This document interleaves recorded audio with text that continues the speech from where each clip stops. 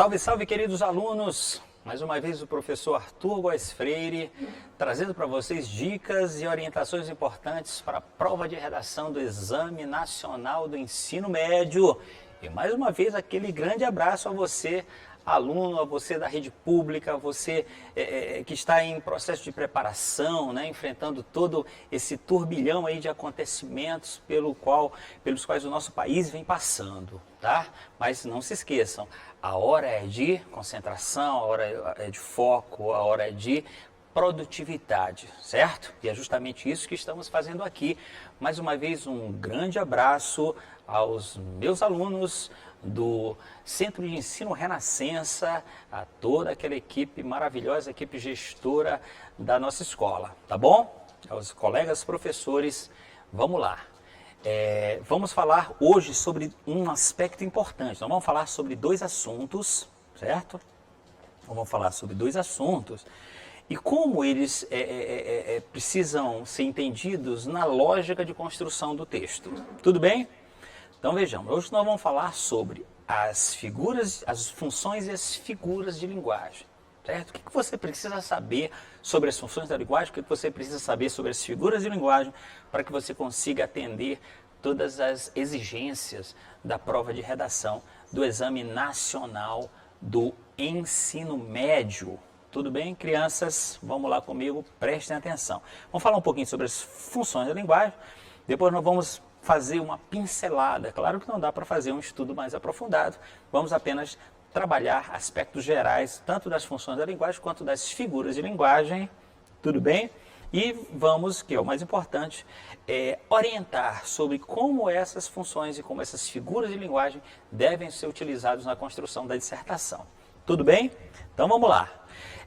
Quando eu falo em funções da linguagem, o que são funções da linguagem? Não está dizendo, né? A linguagem, ela se dá a partir de elementos, a comunicação, perdão, se dá a partir de elementos. Esses elementos, são 6 os elementos, vamos lembrar aqui, nós temos o emissor, nós temos o receptor, nós temos o referente, né? Nós temos o canal, o código e a linguagem, né? Perdão, o código e o canal, me atrapalhei, vou repetir. O emissor, o receptor, o referente, o canal, a mensagem e o código, tá? Pronto, esses são 6 elementos da comunicação. Bom, as funções da linguagem, ele se constrói a partir da centralização em um desses elementos. Tudo bem? Vamos lembrar, a função emotiva é aquela que se centraliza no emissor. Quais são as marcas da função emotiva, queridos? Vamos lembrar? É o predomínio da primeira pessoa. É quando quem constrói o texto, quem usa a linguagem para se colocar no centro da comunicação, né? A marca da função emotiva é o uso o predomínio da primeira pessoa. Não se esqueça. A função apelativa é aquela que se centraliza no receptor. Vamos rapidinho. Quais são as marcas da função apelativa? Verbos no imperativo e pronomes em segunda pessoa. Lembrem-se que a função apelativa ela é muito utilizada no texto publicitário, né? Nas propagandas, nos anúncios publicitários. É toda vez que a linguagem ela se volta para o receptor na tentativa de mudar, de convencer, de fazer com que o receptor mude a sua atitude, né? Ela tem um caráter persuasivo, né? Não é à toa que a função apelativa é também chamada de função conativa, né? Que vem do conatus, que significa persuadir. Função conativa e função apelativa. Tem a função referencial, que é aquela que se refere à situação, ao contexto. Tá? Qual é a marca principal da função referencial? É o predomínio da terceira pessoa e da objetividade, certo? Vamos lembrar, se eu digo eu preciso estudar mais, eu estou dizendo a função emotiva. Se eu digo alunos estudem mais, eu estou me valendo da função apelativa. Então, o foco está no receptor. Agora, se eu digo o aluno brasileiro precisa estudar mais, aí é a função referencial. Predomínio sempre da terceira pessoa, tá? Aí eu vou lembrar da função poética. A função poética, o nome está dizendo, né? Ela se caracteriza pelo jogo de palavras, pelos recursos expressivos, certo? Também tem a função fática, não se esqueçam, que é aquela que testa o canal de comunicação, ela se centraliza no canal de comunicação. Uma marca da função fática é justamente essa, né? Quando se utiliza a linguagem para testar o canal. Né? Então, ao falar o telefone, quando você pergunta, alô, você está me ouvindo? Eu estou usando a linguagem para testar o canal de comunicação. Tudo bem? Função fática. Quando o professor para a aula e pergunta, alunos, vocês estão entendendo? Você está utilizando a função fática, tá bom? E por fim vem a função metalinguística, né? Que toda vez que o centro da linguagem, da utilização da linguagem é o próprio código. Portanto, quando você usa o poema para falar do poema, quando você usa a palavra para explicar a palavra. Então essas são as funções da linguagem aqui bem rapidamente relembrando para vocês, certo? Bom, as figuras de linguagem, tá? Mas antes, perdão, nós vamos falar de como as funções da linguagem podem ser utilizadas numa dissertação, certo? Não esquece para essa dica, só 2 funções da linguagem devem ser utilizadas na dissertação. A função referencial e a função metalinguística, deve não. A função metalinguística você utiliza, mas a dissertação ela trabalha sempre com a linguagem referencial. Tá bom? Então não se esqueçam, elimine do seu texto a primeira pessoa, elimine do seu texto a segunda pessoa e permaneça sempre com a terceira pessoa, certo? Bom, nesse fragmento, observem, a obesidade é o acúmulo de gordura no corpo, causado quase sempre por um consumo excessivo de calorias na alimentação. O Brasil vivencia essa preocupante realidade com 43% da sua população acima do peso. Esse é um problema cujas causas são os maus hábitos alimentares e o sedentarismo. Esse aqui é um exemplo de uma introdução dentro do tema da obesidade, certo? E aqui nós encontramos 2 funções da linguagem. Vamos lembrar? Quando o aluno começa o texto por uma definição, o que ele está fazendo? Ele está usando a palavra para definir a palavra. Tá? Não se esqueçam que os dicionários são um exemplo muito claro de função metalinguística. Tá? Por quê? Porque no dicionário você usa a palavra para falar da própria palavra. Quando você, numa dissertação, define, explica o sentido de uma palavra, você está se utilizando da metalinguagem. Então aqui eu tenho uma metalinguagem e, no sentido geral, no começo do texto eu tenho a metalinguagem, no sentido geral eu tenho a linguagem referencial, a função da linguagem referencial. Notem, o Brasil são terceira pessoa, né? Todos os sujeitos em terceira pessoa, esse é um problema, aqui a ausência total da primeira pessoa e da segunda pessoa e a predominância da terceira pessoa. Então, vai a dica. Você não pode, numa dissertação, se referir ao leitor. Ah, então faça isso, então faça aquilo. Essa não é a característica da dissertação. Assim como você também não pode utilizar a primeira pessoa. Eu acho, na minha opinião, eu acredito. Esqueçam a primeira pessoa, esqueçam a função emotiva e esqueçam a função apelativa e utiliza sempre a função referencial. Tudo bem? Pronto. Vamos agora falar um pouquinho sobre as figuras de linguagem, importantíssimos mecanismos de construção para você compreender melhor, né, elevar sua capacidade de compreensão e também para elevar sua capacidade de expressão. Quem se vale dos recursos, certo? Quem se vale dos recursos da dissertação, tá? Pronto, é porque eu acho que, deixa eu só voltar, as figuras de linguagem não foram colocadas, tá? Mas a gente vai falar aqui rapidamente sobre elas, tá? Para poder utilizar, para depois falar do emprego dessas palavras, tá? Desses recursos, tá? Então vou colocar aqui as figuras de linguagem. Vamos lembrar algumas figuras de linguagem, certo, gente? Nós temos a metáfora, certo? Nós temos a metáfora. Nós temos a metonímia. O que é a metáfora? Lembrar, a metáfora é sempre uma comparação. Tá? A metáfora é uma comparação implícita e de caráter subjetivo. Aí você tem outras figuras, deixa eu passar aqui logo os slides, para a gente ficar pronto. Tá? Eu coloquei os exemplos, não coloquei as figuras, mas atenta para a explicação que você vai entender. Então temos a metáfora, que é a comparação. Nós temos a metonímia, que é quando você substitui uma palavra por outra, né? Criando uma relação de sentido, né? A parte pelo todo, o autor pela obra, o concreto pelo abstrato. Nós temos a antítese, que é a aproximação de palavras de sentidos contrários, tá? Nós temos também prefeito de figuras de linguagem, hipérbole, né? Temos que é o exagero intencional de uma ideia. Nós temos o eufemismo, que é a suavização, certo? Nós temos uma série de funções, de figuras de linguagem, perdão, tá certo? Aí uma dúvida que é muito frequente. Eu posso utilizar figuras de linguagem no meu texto? A resposta é sim, mas depende da maneira como você vai utilizá-las, tudo bem? Fiquem atentos. Primeiro porque a utilização expressiva das figuras de linguagem pode tirar a objetividade do texto. Então você precisa utilizar com parcimônia, com cuidado, com inteligência. Existem 2 ou 3 figuras de linguagem que não devem ser utilizadas de forma nenhuma na dissertação. Uma delas é a ironia.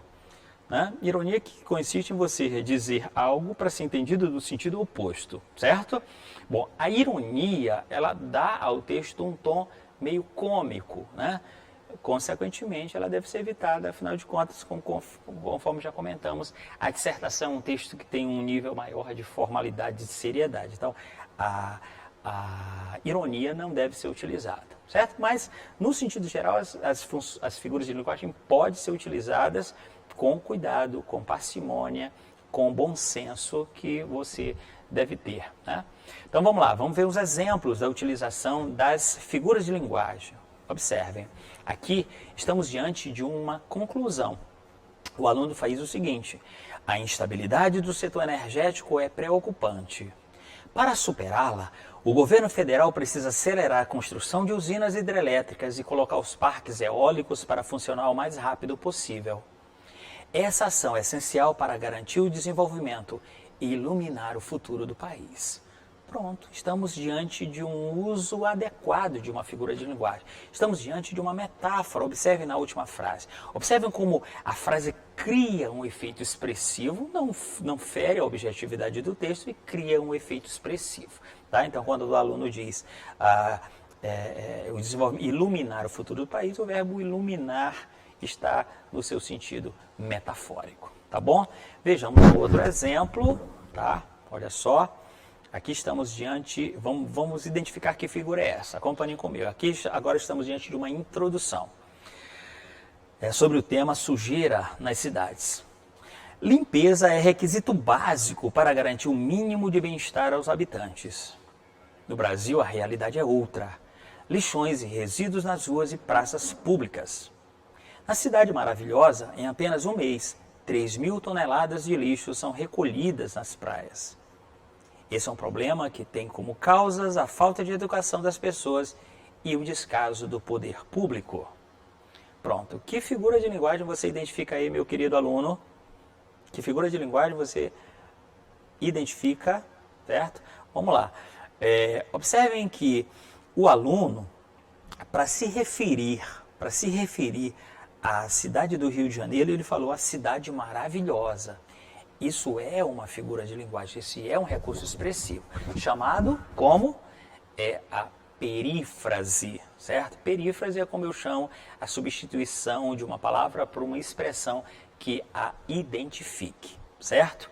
Então tá aqui, foram 2 exemplos de utilização das figuras de linguagem na dissertação. A utilização, como eu coloquei ainda há pouco, de maneira cautelosa, de maneira, né, com bom senso, com boa escolha, você pode perfeitamente utilizar, certo? Nada de exagero, mas vale. Utilize as figuras de linguagem no seu texto, que você revela, né, um conhecimento maior da língua e você consegue dar expressividade. Mas sempre lembrando que isso não fira a objetividade da dissertação. Tudo bem? Tudo certo? Bom, gente, agora, como a gente sempre faz, a nossa atividade de fixação, tá bom? Vamos lá. A primeira questão diz assim: a função referência da linguagem se caracteriza. Vamos colocar as alternativas para fixar, para você que prestou atenção aí para a nossa explanação. Olha só, eu coloquei aqui 5 alternativas. Se caracteriza pela centralização na figura do receptor. Se caracteriza pela intenção de testar o canal de comunicação, se caracteriza pelo predomínio da denotação e da objetividade, pelo jogo expressivo com as palavras ou pela centralização da figura do emissor. Qual delas? Tá? Muito claro. Opção correta, letra C, tá? Só lembrando, a letra A está fazendo menção à função apelativa, a letra B está fazendo menção à função fática, não é isso? A letra D está fazendo menção à função poética, a letra E está fazendo menção à função emotiva, certo? A opção correta, letra C. Vamos para a segunda questão. Pronto, diz assim, qual das frases é condizente com a dissertação? Pronto, vamos lá. A letra A diz assim, seja mais equilibrado e procure se alimentar melhor. Será que eu posso utilizar uma frase como essa numa dissertação? A letra B diz assim, fico chocado com isso. E você, leitor? Será que eu posso colocar uma frase como essa na dissertação? Fique atento aí, meu querido aluno. A letra C diz assim, na minha opinião, esse problema vai demorar muito. Posso colocar isso numa dissertação? A letra D diz assim, o Brasil é um país rico. Entende isso? E a letra E diz, o brasileiro é muito imprudente no trânsito. Bom, presta atenção pelo que nós explicamos. A letra A é um exemplo de função apelativa, certo? Função apelativa, então não pode ser utilizado. Olha só o verbo no imperativo, seja e procure, tá? A letra B, fico chocado com isso, é o uso da função emotiva, do eu, né? E você, leitor? Então, na letra B tem duas marcas, né? Função emotiva e função apelativa. Na letra C diz, na minha opinião, esse problema... Na minha opinião, você sabe que é a marca da função emotiva, ou seja, não deve ser utilizado. A letra D, o Brasil é um país rico, entende isso, né? É como se ele estivesse testando o canal de comunicação, a função fática também está se referindo ao receptor. Não é uma frase típica da dissertação. A opção correta, a letra E. Tá? Na letra E você tem um texto condizente, o predomínio da função referencial. Tudo bem? Beleza, vamos para a nossa terceira questão. Temos só mais uma para a gente fechar. A terceira questão diz assim, sobre as figuras de linguagem na dissertação, o que é correto afirmar? Tá? Vamos lá, acompanhem comigo. O que é correto afirmar sobre as figuras de linguagem? Elas podem ser amplamente usadas, sim ou não? Dão um nível maior de consistência ao texto. A letra C diz, não podem ser usadas porque quebram a objetividade. Devem ser usadas com pertinência e equilíbrio. Ou tornam o texto mais expressivo e criativo. Certo? Qual a opção correta? Opção correta, letra D de dado. Podem ser amplamente usadas, não. Lembrem-se, o texto fica um texto muito literário, tá? Quebra a objetividade e utilização muito carregada das figuras de linguagem, certo? A letra B dá um nível de consistência. Consistência tem a ver com argumento, ideias, argumentos, e não com utilização de figuras de linguagem. Tudo bem, crianças? Na letra D diz assim, na letra D é a opção correta. A letra C diz, não podem ser usadas, não. O que nós nós falamos na nossa explanação, elas podem ser utilizadas com parcimônia e com cuidado. E a letra E torna um texto mais expressivo e criativo. Sim, tá? Isso aqui também. Mas presta atenção, essa criatividade, ela é uma característica mais própria dos textos narrativos e não com os textos opinativos argumentativos. Daí, opção correta, a letra C. Bom, a quarta questão diz assim, vamos lá. Observe a frase, é preciso superar a visão de que o mundo está dividido entre o bem e o mal, o certo e o errado. Nela encontramos a figura de linguagem chamada, isso aí foi um trecho extraído de uma dissertação, certo? O que nós encontramos aqui? Vamos lá, essa é uma questão bem simples, é uma questão bem fácil, tá? Vamos lá. É uma antítese, é uma hipérbole, é um eufemismo, é uma metonímia ou é uma gradação, querido aluno? Tá, vamos lá, vamos lembrar. É preciso superar a visão de que o mundo está dividido entre o bem e o mal, o certo e o errado. Bem e mal são palavras que apresentam sentidos opostos, não é isso? Sentidos antagônicos, assim como a palavra certo e a palavra errado. Então essas palavras são antônimas, palavras que apresentam sentidos opostos. Como eu chamo a exploração dos antônimos, tá? Essa aí ficou fácil para você que acompanha as nossas aulas, né? É a letra A, antítese. A antítese, como vocês estão vendo, também pode ser utilizada na dissertação. afinal de contas ela só dá a expressividade, ela não tira a objetividade do texto. Tudo bem? Bom, então ficamos por aqui na nossa aula. Voltaremos com outras orientações, tá certo? E espero ter contribuído aí com vocês com essas orientações, tá? Um abraço, sintam-se todos virtualmente abraçados, tá certo? E saibam sempre, o professor Arthur está aqui torcendo pelo desempenho, torcendo e fazendo de tudo pelo aprendizado de vocês. E aí com essa equipe aqui maravilhosa, que nos dá todo o suporte para que essas videoaulas aconteçam da melhor forma possível e você possa garantir o seu aprendizado. Tá bom? Tchau!